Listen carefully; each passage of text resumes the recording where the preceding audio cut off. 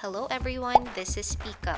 Today, you'll be learning about some Filipino terms used to talk about time.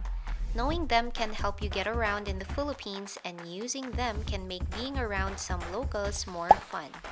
Let's start with Oras. This is time or hour in English. Oras. Oras.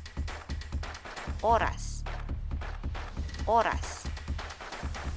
Anong oras na po? May oras pa po ba? May 4 na oras pa. Minuto is minute.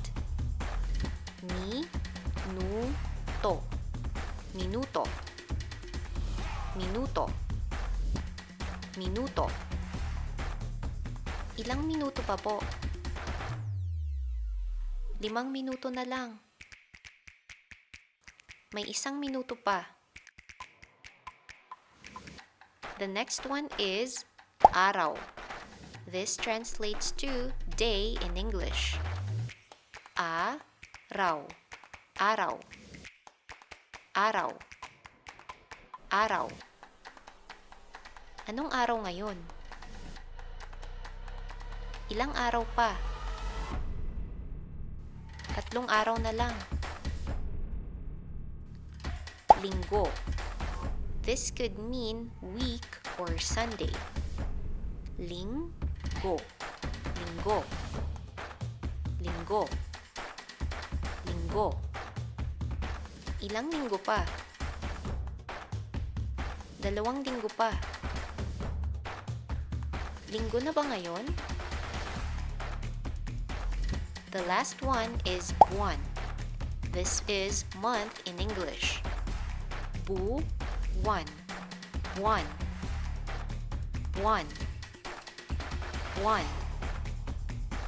Anong buwan na ngayon? Ilang buwan na ba? 6 na buwan pa. These are just some common Filipino words you can use to talk about time. Now, let's practice them. This is time or hour. Oras. This translates to minute.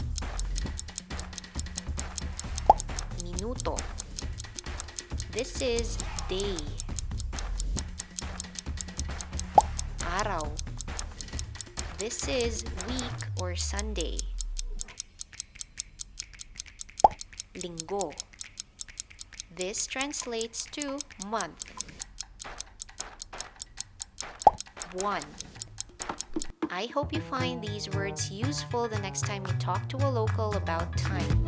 Try using these words and surprise some Filipinos.